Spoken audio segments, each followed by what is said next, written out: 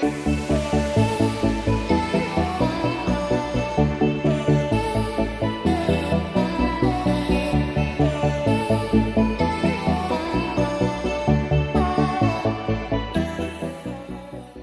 dans votre espace d'échange La Voix de l'Environnement. La Voix de l'Environnement reçoit ici à Sharm el-Sheikh en Égypte en marge de la COP 27 sur les changements climatiques.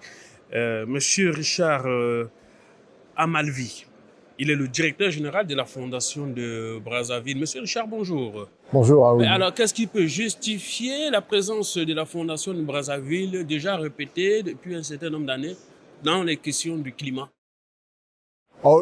La Fondation est ici à Sharm el-Sheikh, tout simplement parce que depuis quelques mois, elle a acquis le statut d'observateur à la COP. Donc, nous sommes venus en quelque sorte étrenner notre statut d'observateur pour pouvoir rencontrer à la fois les parties prenantes gouvernementales, société civile et secteur privé qui viennent aussi participer à cette grande messe climatique. Alors, c'est quoi justement, en termes de définition, les attributs qui sont conférés à la Fondation de Brazzaville? Comme tout observateur, donc, on peut venir ici avec des limitations, bien sûr, qui sont de ne pas aller dans les parties gouvernementales, mais en zone bleue, nous avons le plaisir de pouvoir discuter avec les interlocuteurs qui sont les nôtres habituellement dans nos dossiers, c'est-à-dire les États, les organisations intergouvernementales, notamment le système des Nations Unies, ou les grandes banques comme la Banque mondiale, la BOAD, la BDEAC, pour ce qui concerne par exemple la partie bassin du Congo, et aussi d'autres membres de la société civile que nous rencontrons notamment dans la zone verte. Donc nous alternons notre présence à la COP entre la zone bleue pour les rencontres officielles et la zone verte pour ce qui est beaucoup plus informel. Et si vous le voulez, dans un instant, je pourrais vous parler de ce que nous faisons en zone verte, qui est une consultation qui nous permet de comprendre certains éléments importants aujourd'hui sur la perception que les Africains ont du rôle qu'ils peuvent jouer dans la réponse aux défis du changement climatique et la manière aussi dont les non-africains perçoivent l'Afrique comme pouvant jouer un rôle également dans la réponse aux enjeux climatiques planétaires. Et donc, on veut arriver à comprendre ces perceptions, pour voir comment elles diffèrent ou comment elles se rejoignent, et notamment pour pouvoir faire évoluer le discours sur l'Afrique. On se rend compte que très souvent, les non-africains n'ont pas une perception juste de ce que l'Afrique peut faire en termes de réponse au changement climatique.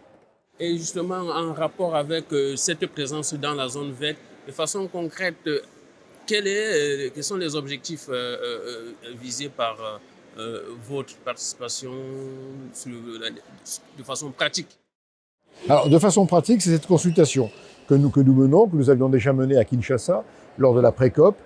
Et donc, nous l'approfondissons. À Kinshasa, on a compris qu'il y avait des questions qui tournaient autour du changement de narratif. On voit bien que beaucoup de dirigeants politiques africains appuient beaucoup sur cette question en essayant de faire prendre conscience au reste du monde que l'Afrique a un rôle à jouer qui est éminent. C'est par exemple la demande du président Macky Sall d'avoir un siège au Conseil de sécurité aux Nations Unies, ou par exemple de pouvoir être accueilli au G20 en tant que président de l'Union africaine, comme tout autre interlocuteur le serait. Donc, changement de positionnement, compréhension du rôle réel de l'Afrique, de son poids, bien sûr, démographique, certes, c'est dans le futur, mais aussi économique. Et en ce qui concerne la conversation sur le climat, nous savons, quand on dit par exemple que le bassin du Congo est le deuxième poumon de la planète, on voit bien que l'Afrique doit pouvoir être autour de la table au même niveau que tous les autres interlocuteurs. Donc ça, c'est un des premiers points qui avait été relevé lors de notre consultation à Kinshasa, et nous approfondissons cette question aujourd'hui pour voir comment Africains et non-Africains perçoivent ces questions. Deuxième élément, les projets les projets environnementaux portés par l'Afrique. Il semble que, notamment du côté des bailleurs de fonds internationaux, on ait parfois des doutes sur la manière dont l'Afrique peut porter ses propres projets. A-t-elle la capacité, a-t-elle les compétences? Et on arrive inévitablement à la question de la bancabilité. Est-ce que ces projets sont bancables? Est-ce qu'ils sont présentables devant les investisseurs?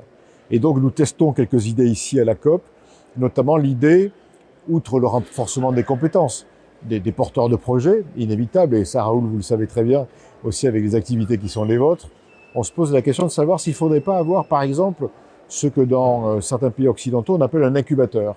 Je sais qu'il existe des incubateurs en Afrique, dans le secteur privé, et donc là, on se pose la question de savoir si on peut mettre les projets en incubation et proposer aux bailleurs de fonds de financer les projets dès leur incubation, ce qui inévitablement permettrait aux bailleurs de fonds d'avoir une garantie supplémentaire de la réussite de ces projets, et aussi une recherche d'efficience, parce que si on met le projet en incubation, on court moins le risque que le projet se défasse en cours de route.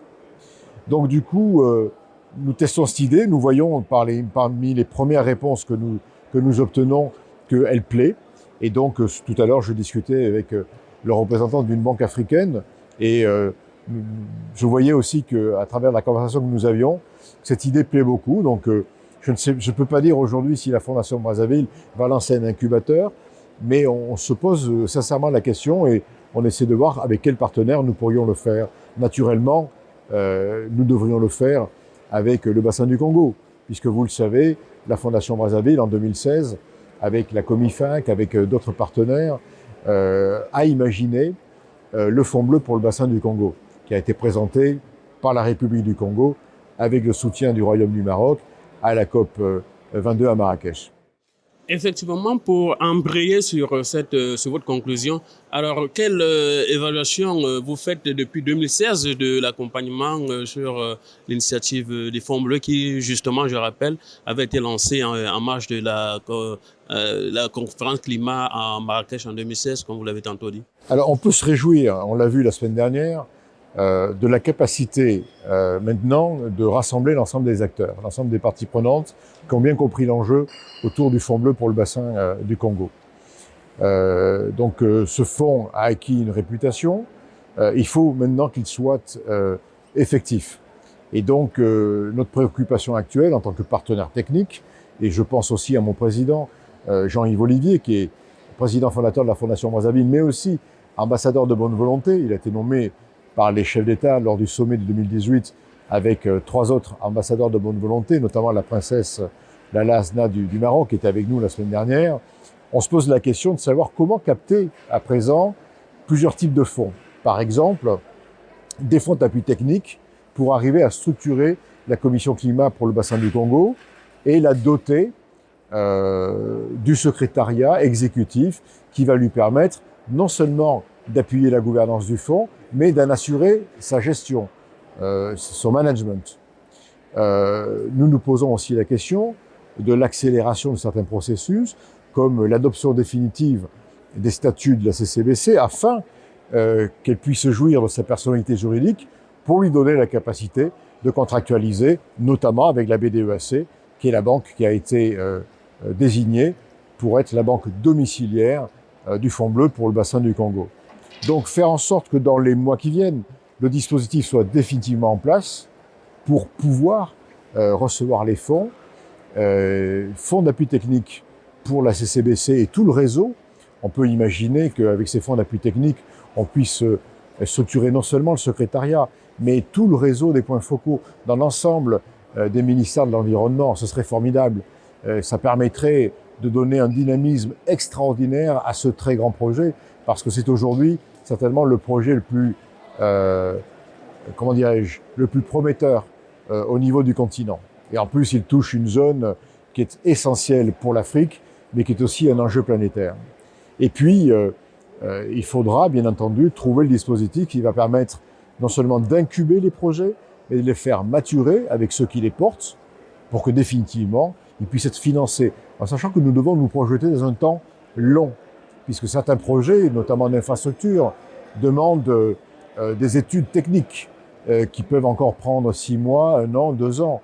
Donc, il va falloir aussi avoir la patience de se projeter dans l'avenir pour voir aussi les fruits que porteront ce Fonds bleu. C'est dit aujourd'hui que la Fondation de Brazzaville se positionne sur un certain nombre d'aspects comme une agence d'accompagnement, de facilitation dans le cadre des études et le positionnement sur les mécanismes innovants. Alors, initialement, la Fondation a fait la préétude qui a permis de présenter l'idée du fonds à la COP22 à Marrakech.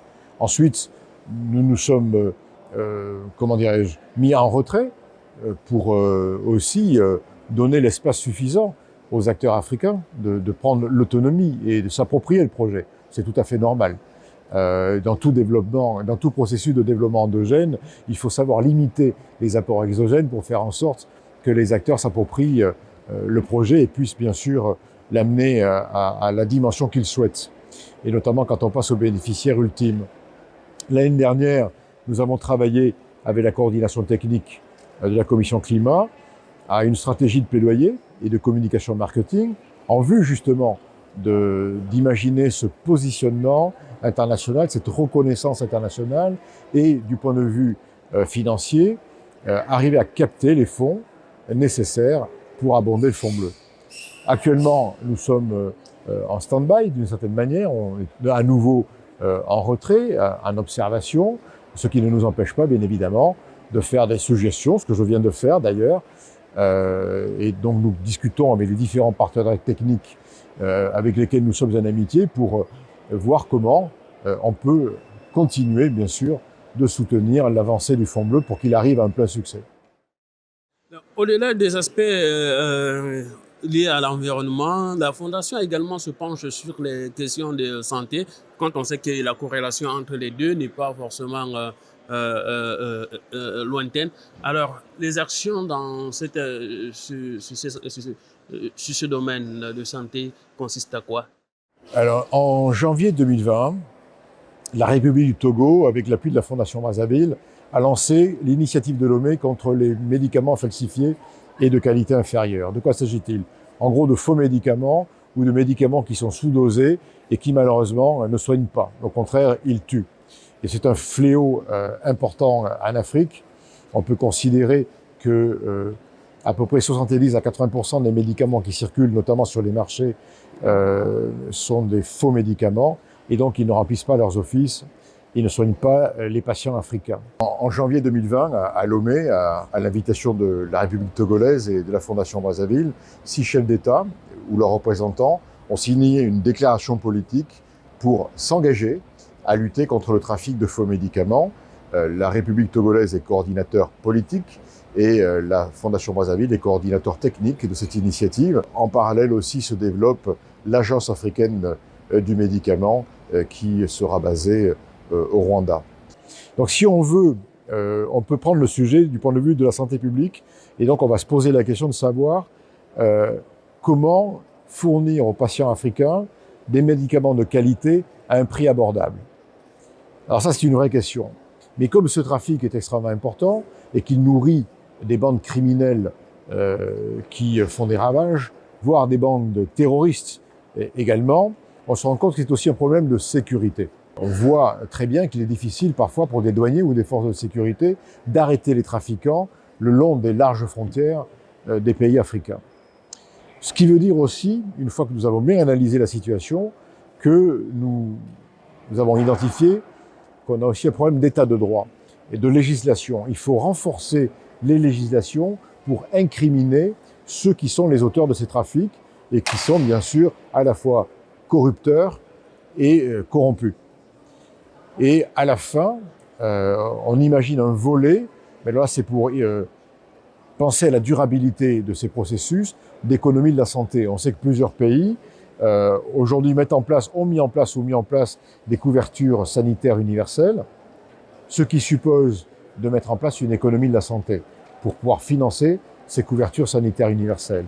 Et il faut donc des cercles vertueux vers lesquels on va aller pour pouvoir fournir, une fois encore, du médicament de qualité à un prix abordable. Donc il faut assécher le trafic de faux médicaments, puisque c'est un problème de santé publique, c'est un problème de sécurité, qui doit être réglé par de nouvelles législations pour parvenir à un système vertueux d'une bonne économie de la santé dans chacun des pays. Oui, mais comment est-ce qu'on parvient dans un contexte beaucoup plus africain, jonché par justement l'accès facile à ces à ces faux médicaments, l'accès facile à des prestations médicales irresponsables, à juguler et à proposer des solutions très adaptées pour y faire face? Alors, chaque fois qu'on aborde ce sujet, on se dit par quel bout on le prend. Donc nous avons identifié 2 leviers que nous allons tester dans les semaines qui viennent en République togolaise, qui s'est portée candidate pour faire un pilote. Premièrement, une action interministérielle. Un ministre de la Santé ne peut rien faire tout seul. Il faut absolument conjuguer les efforts entre le ministère de la Santé, Santé publique donc, et bien sûr les forces de sécurité, de défense, le ministère des Finances pour la douane, le ministère de l'Industrie pour l'industrie pharmaceutique. Donc on voit qu'il faut d'une grande conférence nationale pour fabriquer un plan national de lutte contre les faux médicaments qui parvienne à installer donc cette idée de mettre à disposition du médicament de qualité à un prix abordable. Il faut ensuite, une fois que ce plan est établi ou pendant que ce plan est en cours d'élaboration, discuter avec le secteur privé et la société civile. Société civile qui, à travers les ONG et les congrégations, est un acteur important aussi du système de santé africain. En même temps, il faut des actions de sensibilisation, notamment en direction des femmes, qui sont à la fois vendeuses, pour la plupart, et acheteuses de ces médicaments. En direction de la jeunesse, pour qu'elles comprennent qu'il y a une autre façon de se soigner. Ce qui ne disqualifie pas d'ailleurs les tradipraticiens, parce que souvent on nous dit « mais si vous faites ça, on va disqualifier les tradipraticiens et la pharmacopée traditionnelle ». Non, on peut disqualifier les charlatans, qui empoisonnent ceux à qui ils vendent du faux médicament. Mais tous ceux qui contribuent au système de santé doivent être encouragés. Santé, environnement, implémentation des politiques, accompagnement, tout cela se résume en termes de besoins pour les États par des mécanismes de financement dont on a besoin pour implémenter ces politiques. Mais au niveau de la Fondation, comment on répond ou quelles sont les solutions qu'on propose? Alors très concrètement, reprenons l'histoire du Fonds bleu. Donc Jean-Yves Olivier, notre président, est ambassadeur de bonne volonté. L'action de la Fondation procède du mandat qu'il a reçu et donc nous identifions, quand nous le pouvons, des bailleurs de fonds potentiels. Je vous expliquais tout à l'heure qu'il faut que le dispositif du Fonds bleu soit totalement mis en place pour que nous puissions justement amener les bailleurs de fonds jusqu'au Fonds bleu. Donc ça, c'est de l'intermédiation, c'est de la mise en contact, c'est de la facilitation, ça fait partie du travail que nous savons faire depuis la création de la Fondation. Il y a aussi de l'appui technique, c'est-à-dire, on l'a vu l'année dernière, en travaillant à la coécriture de la stratégie de plaidoyer et de communication marketing, nous avons fait de l'appui technique à la CCBC. En ce qui concerne les faux médicaments, c'est la même chose. Appui technique, en mettant en place une méthodologie que nous allons tester avec le projet pilote. Et puis, pendant qu'on met en place le projet pilote, c'est aller chercher les financements auprès de bailleurs de fonds comme le PNUD, par exemple, ou une banque de développement avec laquelle nous sommes en train de discuter, qui permettront de financer le pilote et ensuite, nous l'espérons, de financer les futurs plans nationaux dans les autres pays. Donc, c'est à la fois cette intermédiation avec tous ceux qui ont la capacité d'être partie prenante d'un projet, et puis aussi d'agir par le moyen de l'appui technique chaque fois qu'on peut apporter des recettes techniques.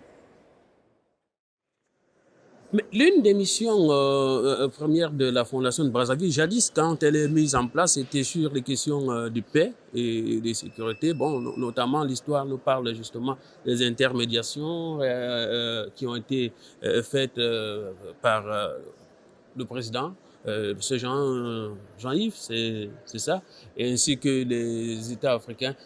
Aujourd'hui, la Fondation, comment est-ce qu'elle répond à ces questions d'intégration de paix dans ses politiques? Alors, nous traitons la question de la paix par la résolution ou la prévention des conflits. C'est confidentiel par nature. On sait, par exemple, que la Fondation Brazzaville, en 2019, avec aussi la facilitation du président Macky Sall du Sénégal, a tenté un dialogue intra-libyen pour faire discuter différentes parties prenantes libyennes qui peuvent imaginer une solution africaine et une solution libyenne d'abord au conflit libyen, puisqu'on a vu qu'il y avait beaucoup d'interférences étrangères en Libye. Et la Fondation Brazzaville, avec le président Macky Sall, avec le président Sassou Nguesso du Congo, croit à cette capacité africaine de trouver une solution au conflit libyen. Donc c'est un processus qui se continue, qui n'a pas besoin de grande publicité, parce que la publicité, au contraire, certainement l'empêcherait de réussir. Voilà. Et donc, chaque fois que une crise comment dirais-je, se présente, on peut imaginer qu'il y a un expert, un médiateur de la Fondation Brazzaville qui peut agir pour aller discuter, dialoguer, mettre différentes parties prenantes, différents protagonistes en conversation pour essayer de trouver des solutions. Voilà. Et donc vous remarquerez que dans le conseil consultatif de la Fondation Brazzaville se trouvent des anciens chefs d'État, anciens chefs de gouvernement, ministres des Affaires étrangères, donc des experts africains qui ont cette capacité de pouvoir aussi faire des médiations. Je pense par exemple à l'ancien Premier ministre de la Guinée, Kabine Komara, qui est très connu pour avoir aussi cette capacité. Ou monsieur Amama Mbabazi, l'ancien Premier ministre de l'Ouganda, par exemple. Alors, et c'est quoi la feuille de route planifiée de la Fondation dans ces années qui... Alors, nous avons un planning déjà assez chargé de 2023 pour l'initiative de Lomé contre les médicaments falsifiés. Plusieurs rendez-vous, donc la mise en place du pilote au Togo. On aura au printemps une rencontre des directeurs de la pharmacie des pays francophones à Lomé. On aura à nouveau une présence importante de l'initiative de Lomé au comité régional de la santé au Botswana. On a fait une très belle réunion à Lomé qui a permis à l'ensemble de la communauté africaine de comprendre la problématique des faux médicaments. Donc on va revenir avec, j'espère, des avancées cette fois-ci, et grâce au soutien de l'Organisation mondiale de la santé.